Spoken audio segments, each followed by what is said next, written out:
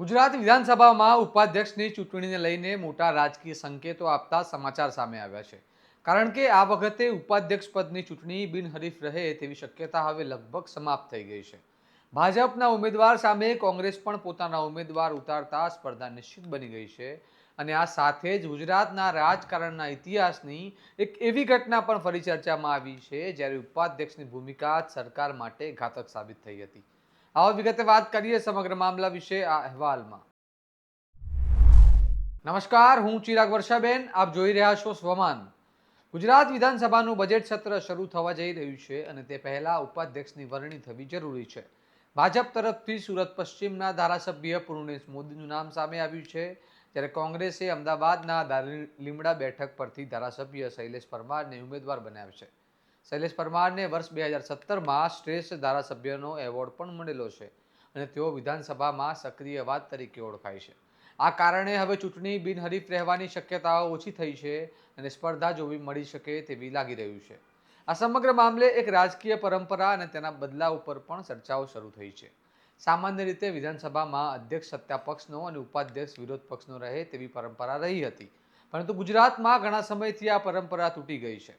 કોંગ્રેસ આ મુદ્દે સત્તા પક્ષ પર આક્ષેપ કરી રહી છે કે લોકશાહી પરંપરાઓને અવગણવામાં આવી રહી છે, જ્યારે સત્તા પક્ષ આ બાબતે મૌન છે. આ પરંપરા કેમ તૂટી તેની પાછળ ગુજરાતના રાજકારણના ઇતિહાસની એક ચોંકાવનારી ઘટના જવાબદાર માનવામાં આવે છે. 1990ના દાયકામાં સુરેશ મહેતાની ભાજપ સરકાર દરમિયાન હરીશચંદ્ર પટેલ અધ્યક્ષ હતા અને ચંદુભાઈ ડાભી ઉપાધ્યક્ષ હતા, જે વિરોધ પક્ષમાંથી હતા.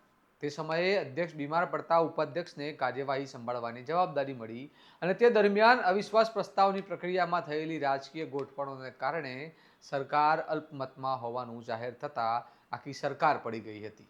આ ઘટના બાદ સત્તા પક્ષો વધુ સાવચેત બન્યા અને ઉપાધ્યક્ષનું પદ વિરોધ પક્ષને આપવાની પરંપરા લગભગ સમાપ્ત થઈ ગઈ.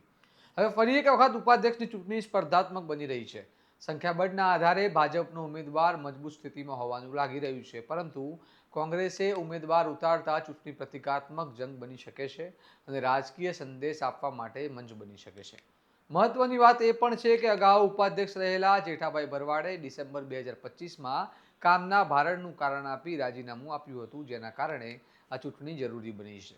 આ ચૂંટણીનું પરિણામ કદાચ સંખ્યાબળના આધારે સ્પષ્ટ લાગી શકે, પરંતુ રાજકીય રીતે તેનો સંદેશ ઘણો મોટો હોઈ શકે છે. શું આ ચૂંટણી માત્ર ઔપચારિક રહેશે કે કોઈ અણધારી રાજકીય ગણિત પણ જોવા મળશે? શું ભવિષ્યમાં ફરી ઉપાધ્યક્ષનું પદ વિરોધ પક્ષને આપવાની પરંપરા જીવંત થશે કે નહીં? આ સવાલ હવે રાજકીય વર્તુળોમાં ચર્ચાઈ રહ્યો છે.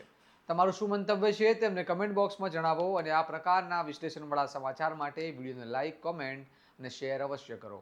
સ્વમાનની ચેનલને સબસ્ક્રાઇબ કરવાનું ભૂલતા નહીં. નમસ્કાર.